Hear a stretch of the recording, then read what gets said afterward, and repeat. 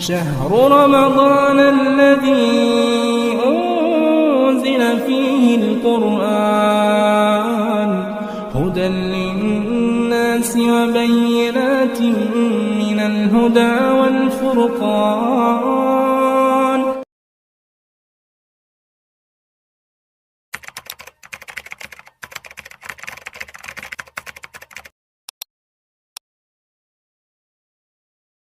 لا إله إلا الله وأشهد أن محمدا عبده ورسوله أما بعد فقد قال الله تبارك وتعالى في كلامه الحكيم فاذكروا الله كما علمكم ما لم تكونوا تعلمون. मुहतरम हाज़रीन,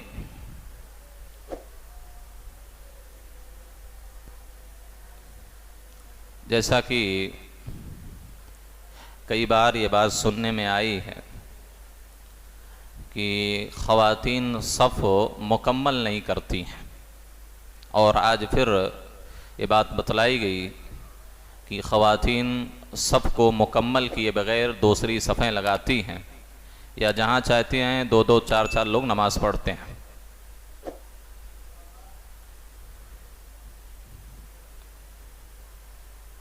सफ़ों की जो दुरुस्तगी का मसला है, जो हुक्म मर्दों का है वही हुक्म औरतों का भी है। जिस तरह मर्दों के लिए सफ़ों को दुरुस्त करना वाजिब और फ़र्द है, इसी तरह औरतों के लिए भी सफ़ों को दुरुस्त करना, मुकम्मल करना, पूरी करना ये वाजिब और फ़र्द है। आप ये बात जान लें कि मर्द और औरत की नमाज के तरीक़े में एक भी फ़र्क नहीं है, कोई भी फ़र्क नहीं। तरीक़े नमाज जो मर्दों का है वही औरतों का है। किसी तरह का कोई भी फ़र्क मर्द और औरत की नमाज में नहीं है। जो खड़े होने का तरीक़ा मर्दों का है वही औरतों का है, रुकू करने का जो तरीक़ा मर्दों का है वही औरतों का है, सजदा करने का जो तरीक़ा मर्दों का है वही औरतों का है, तशहुद में बैठने का जो तरीक़ा मर्दों का है वही औरतों का है। दुनिया का कोई भी इंसान सही हदीस की रोशनी में मर्द व औरत की नमाज के दरमियान एक भी फ़र्क नहीं दिखा सकता है। तरीक़ा जो मर्दों का है वही औरतों का है। लिहाजा जिस तरह मर्द हज़रात नमाज पढ़ते हैं उसी तरह औरतें नमाज पढ़ें। मर्दों के लिए जिस तरह सफ़ों को मुकम्मल करना ज़रूरी और फ़र्द है, उसी तरह औरतों के लिए भी सफ़ों को मुकम्मल करना ज़रूरी और फ़र्द है। ये बात याद रखें, अगर हम अपनी सफ़ें मुकम्मल और दुरुस्त नहीं रखेंगे तो हमारी नमाज भी मुकम्मल नहीं होगी। सफ़ों में अगर नक्स होगा तो हमारी नमाज में भी नक्स आ जाएगा। सफ़ें हमारी सीधी होंगी, मुकम्मल होंगी, पूरी होंगी तो नमाज हमारी पूरी हो सकती है। लेकिन अगर हमारी सफ़ मुकम्मल और सीधी नहीं हुई, मुकम्मल नहीं हुई तो हमारी नमाज भी मुकम्मल नहीं होती। अल्लाह के रसूल सल्लल्लाहु अलैहि वसल्लम ने फरमाया, सव्वू अस्सुफूफ फ़इन्न तस्वियत अस्सुफूफ मिन तमामिस सलाह।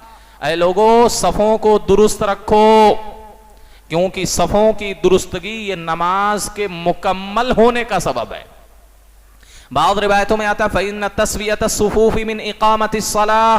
सफ़ों को दुरुस्त रखो क्योंकि सफ़ों की दुरुस्तगी ये नमाज के कायम होने और सही होने का सबब है। गोया कि अगर हमारी सफ़ दुरुस्त नहीं हुई तो हमारी नमाज मुकम्मल नहीं होती। सफ़ों को दुरुस्त करने का मतलब क्या है? सफ़ों को दुरुस्त करने का मतलब ये कि एक मुसल्ली अपने बगल वाले नमाजी मुसल्ली से कंधा और कदम से कदम मिलाकर खड़ा हो। ख़वातीन भी ये सुन लें, ख़वातीन के लिए भी यही हुक्म है कि कंधे से कंधा मिलाकर और कदम से कदम मिलाकर खड़ी हो। कदम से कदम नहीं मिला, कंधे से कंधा मिला नहीं मिला तो आपकी सफ़ नाक़िस है। आपके दरमियान में शैतान आके खड़ा होता है और आपकी नमाज को ख़राब करता है। तो कंधे से कंधा मिलाना और कदम से कदम मिलाना ये सफ़ के दुरुस्त होने का एक तरीक़ा। और दूसरी चीज़, सफ़ों को सीधा रखना, मुकम्मल करने का मतलब ये कि पहली सफ़ जब तक मुकम्मल नहीं हो जाती दूसरी सफ़ लगाना जायज़ नहीं है। पहली सफ़ में एक भी आदमी की या एक भी औरत की जगह खाली है तो दूसरी सफ़ लगाना ये जायज़ नहीं है, हराम है। और अगर सफ़ में जगह खाली होते हुए भी पीछे सफ लगाकर तनहा अगर कोई नमाज पढ़ लेता उसकी नमाज बातिल है, उसकी नमाज ही बातिल है। रआ रजुलन युसल्ली खल्फ अस्सफ़्फ़ि वहदा, आपने एक आदमी को देखा सफ के पीछे अकेले नमाज पढ़ रहा है, हालांकि सफ में जगह थी। आप सल्लल्लाहु अलैहि वसल्लम ने कहा तुम वजू भी लौटाओ, नमाज भी लौटाओ, फिर से जाके नमाज पढ़ो, तुम्हारी नमाज ही नहीं। तो सफ के दुरुस्त रखने का एक मतलब यह भी है कि अगर अगली सफ में, पहली सफ में, दूसरी सफ में एक भी जगह खाली है, एक अभी आदमी के खड़े होने की, एक भी औरतों के सफ में औरतों के खड़े होने की जगह, एक भी औरत की जगह खाली है, तो दूसरी सफ लगाना यह जायज नहीं है, हराम है। और अगर कोई तनहा खड़े होकर नमाज उसमें पढ़ ले, पहली सफ में जगह होते हुए उसकी नमाज बातिल हो जाती है। लिहाजा जब तक पहली सफ मुकम्मल नहीं होती तब तक दूसरी सफ ना लगाए, और कदम से कदम, कंधे से कंधा मिलाकर खड़े हों। और सफ को दुरुस्त रखने का एक मतलब ये, सफ आपकी बिल्कुल सीधी होनी चाहिए। ये नहीं कि कोई एक बालिश आगे खड़ा है, कोई पीछे खड़ा है, कोई कहां खड़ा है, कोई कहां, सबके कदम कंधे बिल्कुल बराबर होने चाहिए। ये सबके सीधा होने का मतलब है। और ये जान लें, अगर कोई सफ को मुकम्मल नहीं करता है तो बड़ी वईद है उसके लिए। एक तो नमाज उसकी खराब होती, नमाज मुकम्मल नहीं होती, नाकिस हो जाती। आप सल्लल्लाहु अलैहि वसल्लम ने कहा ला तुसव्वउन सुफूफ औ ला युखालिफन्नल्लाहु बैना वजूहिकुम, और एक रिवायत में बैना कुलूबिकुम, तुम सफों को जरूर दुरुस्त रखो, नहीं रखेंगे तो क्या होगा। आप सल्लल्लाहु अलैहि वसल्लम ने कहा अल्लाह तुम्हारे चेहरों के दरमियान इख्तिलाफ पैदा कर देगा, चेहरों के दरमियान इख्तिलाफ पैदा कर देगा। इसका दो माना उलमाए किराम ने लिखा है, मुहद्दिसीन ने। पहला माना ये कि अल्लाह रब्बुल आलमीन तुम्हारे दिलों के अंदर इख्तिलाफ पैदा कर देगा।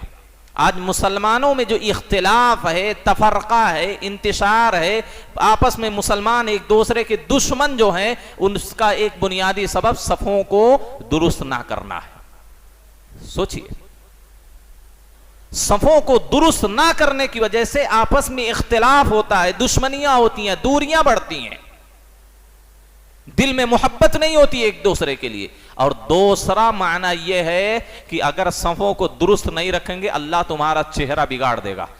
मुहद्दिसीन ने लिखा है कि लयुखालिफन्नल्लाहु बैना वजूहिकुम, तुम्हारे चेहरों में मुखालफत पैदा कर देगा, यानी चेहरा जो सामने का उसको पीछे कर देगा अल्लाह। यह माना बयान किया एक मुहद्दिसीन ने।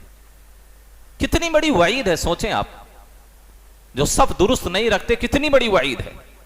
यही क्या कम बड़ी वईद है, हाँ, कि मुसलमानों के दरमियान इख्तिलाफ पैदा हो जाए, दुश्मनियां बढ़ जाए। एक मस्जिद में नमाज पढ़ रहे हैं लेकिन एक दूसरे से दिल नहीं मिल रहे हैं।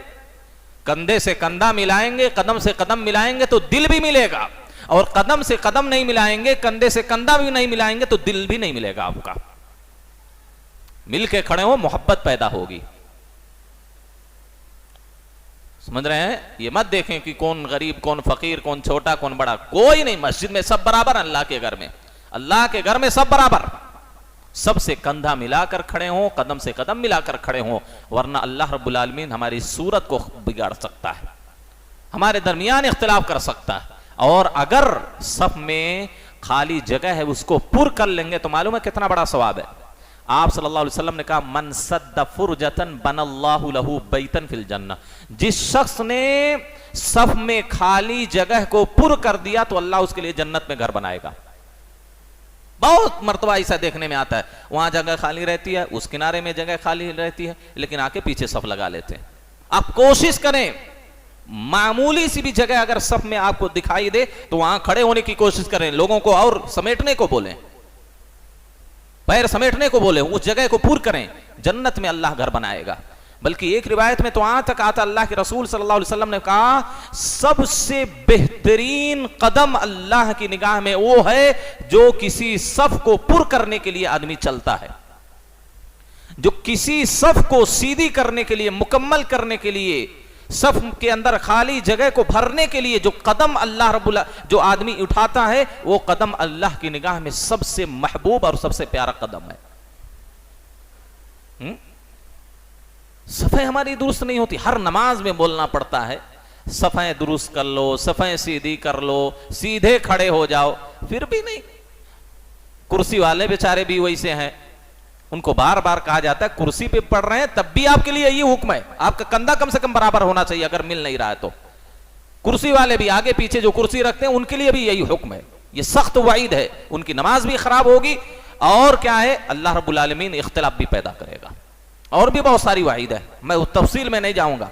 सफ़ों के अहकाम व मसाइल में कई मरतबा बोल चुका हूं इस मसले पर। बस याद दहानी के तौर पर जो कुर्सी पे नमाज पढ़ते हैं वो भी ये बात याद रखें कि कुर्सी इस हिसाब से रखें कि कम से कम कंधा बराबर हो उनके।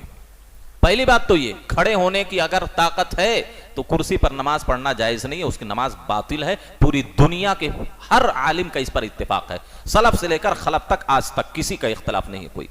अगर खड़े होने की ताकत है, 2 मिनट 1 मिनट का जो क़याम होता है ना, 5 मिनट मान लीजिए 10 मिनट, अगर खड़े होने की ताकत है, कोई कुर्सी पे बैठ के नमाज पढ़ा उसकी नमाज बातिल है, जिंदगी भर पढ़ता रहे एक नमाज सही नहीं है उसकी, ये जान लीजिए। पहली बात ये दुनिया की किसी आलिम का इसमें इख्तिलाफ नहीं है, किसी भी आलिम का इख्तिलाफ नहीं, पूरी उम्मत का इस पर इत्तिफाक है। तो अगर कुर्सी पर हम मुस्तहिक हैं पढ़ने के, नमाज पढ़ने के, तो उसके अहकाम व मसाइल सीखें। कुर्सी आप इस एतबार से रखें कि आपका कंधा बगल वाले के कंधे के बराबर हो। और यह बात भी बतौर फायदा मैं जिक्र करना चाहता हूं कि ख्वातीन में जो क्या है कुर्सियों पे नमाज पढ़ती हैं वो इस बात का ध्यान रखें और साइड में कुर्सियां लगाएं। अगर सफ मुकम्मल हो रही है तो आप साइड में एक तरफ कुर्सियां लगा लें, हर सफ के बीच में कुर्सियां ना रखें ताकि दूसरे नमाजियों को खलल वाक़ ना हो, उनको नमाज अदा करने में परेशानी ना हो।